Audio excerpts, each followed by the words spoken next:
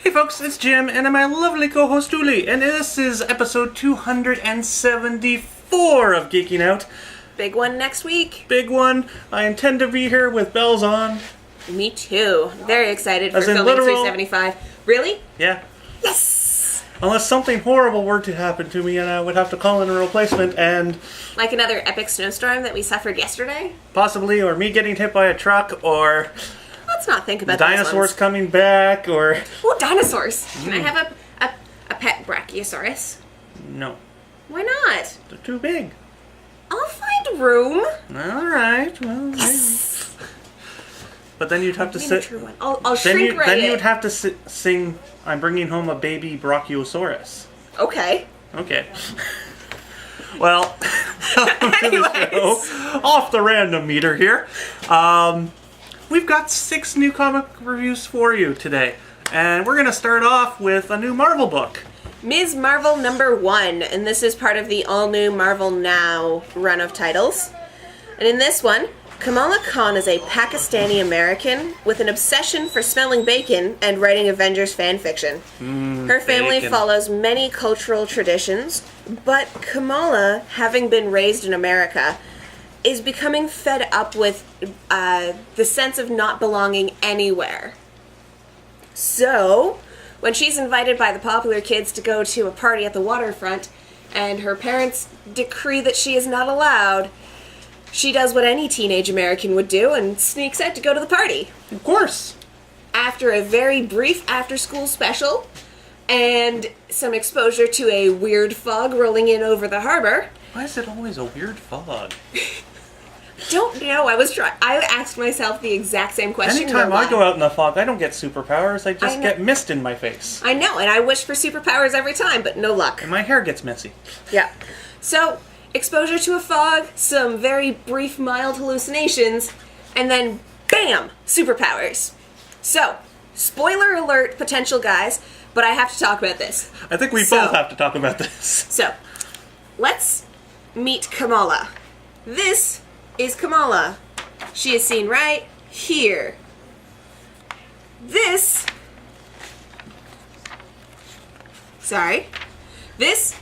is also Kamala. Do you notice anything different? Perhaps her blonde hair?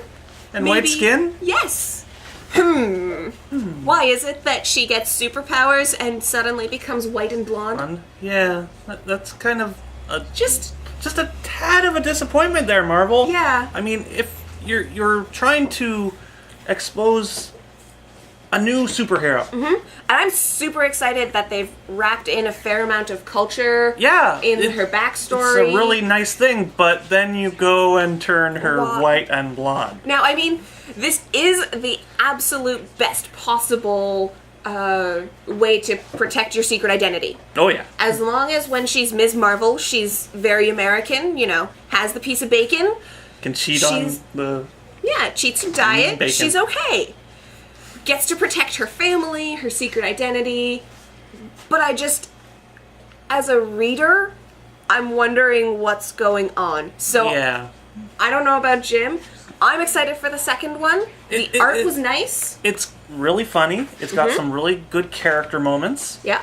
And I'd love seeing them expanding on the superhero roster with different aspects of humanity. I absolutely agree. I love that they're including the background and the culture as well. Yeah, and that's really nice to see, but when you take all that away... And I love that they're touching on a current issue where there's a lot of teenagers who are struggling with that, not just in America, but in Canada as well. Yeah. I love that they're doing this. Why are we changing the cultures, though? Yeah. Why are we turning the character white? Yes. That's all we want to know.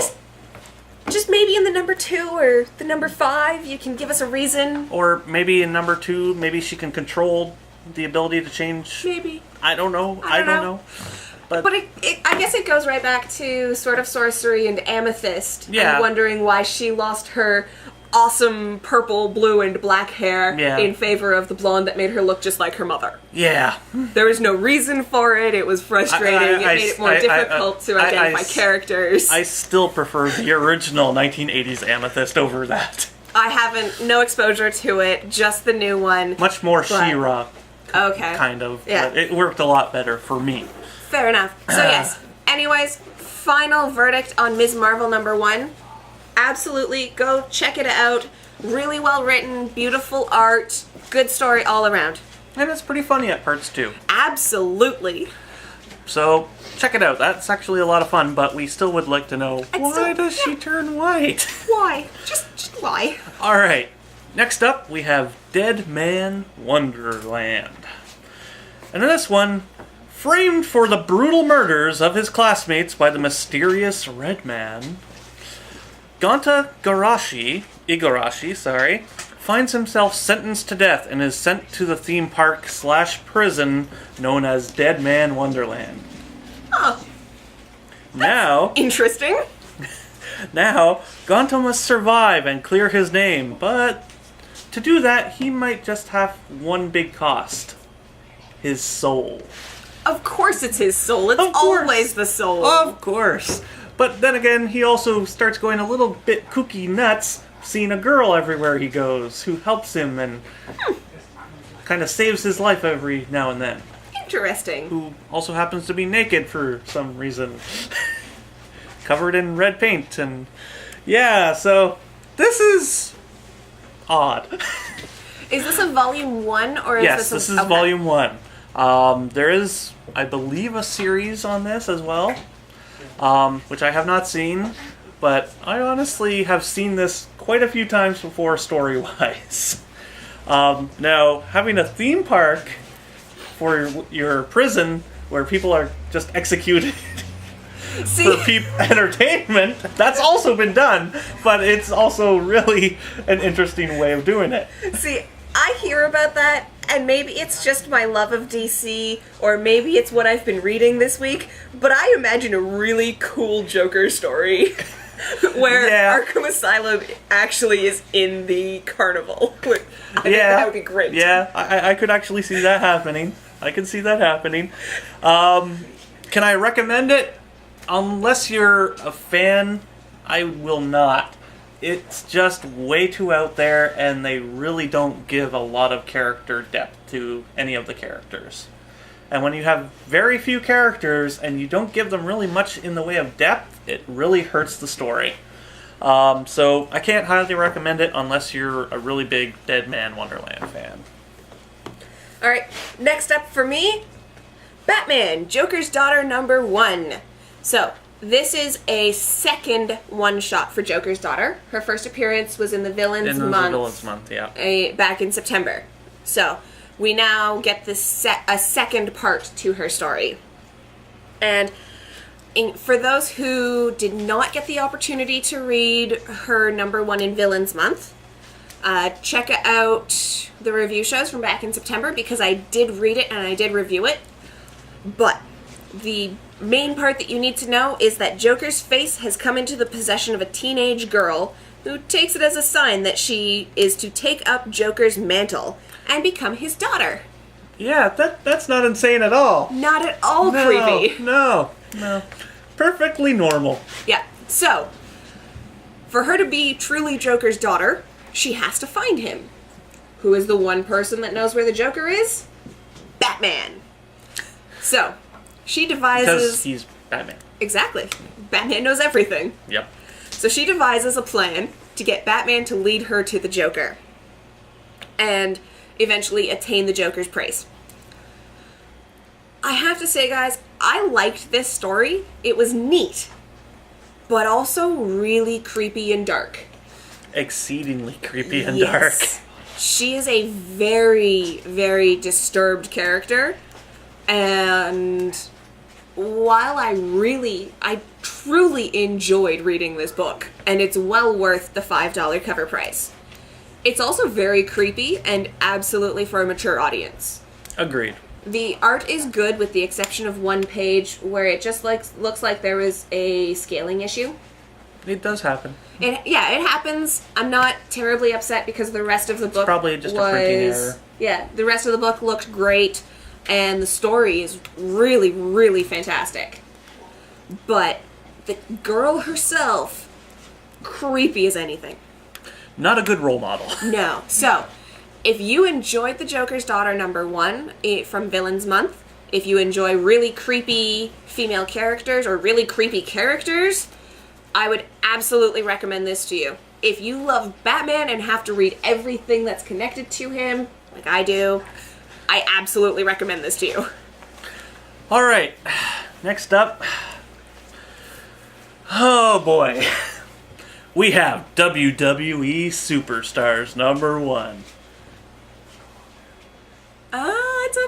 That's neat. Yes, it's a flip cover. That's cool. I had only seen the other side, the gray side. Yes. Where am I going to begin on this one? Let's start at the very beginning. It's a very good place to start. Yes. All right. So this book is like taking a headbutt to the face multiple times. So it's like wrestling. Followed by chair shot after chair shot. This is one of the most unintentionally, hilariously bad comics I've read in a long time. Let's get to the story, shall we? There's a story? Loosely defined as a story. Okay. In Titan City, John Cena, you can't see me guy, has been framed for stealing the Money in the Bank's briefcase, which has $10 million in it. Oh my. But of course he did not commit that crime. Of course not.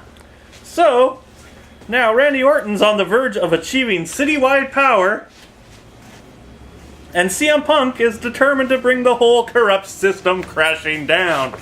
Because that's what CM Punk would do, if he were still with the company. Well, when this was printed, he was still with the company. Yeah, a couple weeks ago. How time flies. Alright.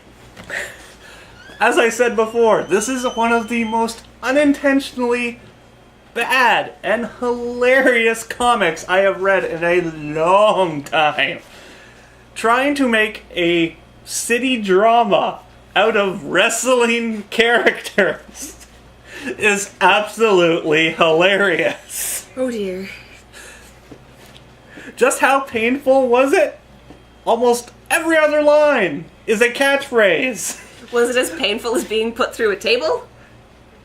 Off a steel cage and onto the cement floor. That's how painful it was. So, unless you are a huge WWE fan, or like to giggle, then I cannot recommend this. Is this one of the worst comics I've read this year? Yes! Yes! Yes! Should you buy it? No! No! No! I'm inclined to disagree.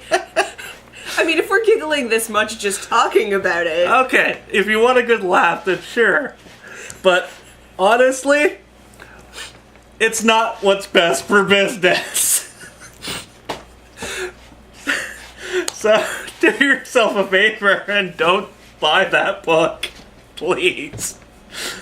Unless you need a good laugh. Instead, do yourself a favor and buy this book. Agreed. This is Loki, Agent of Asgard #1. And through the power of magic, Loki has traded his old, dead, burning body for a shiny new one. And his old mischievous and evil ways for new helpful ones that include helping the All-Mother on secret missions. This can't end possibly end badly. No, it's gonna end fantastically, I think. It looks like Loki's gonna be a good guy. Which makes me really happy because I never really understood why Loki was a bad guy in the first place. Like, I get the whole sibling rivalry and my brother's so awesome, so I have to be the opposite. But... well, the whole kind of, ruling thing over everyone. Yeah, but I just... wanting to destroy Earth, take it over. But that's further into Loki's development. Where does it start? So we get to see Loki with a very new, happy, shiny, brand new beginning, which is wonderful.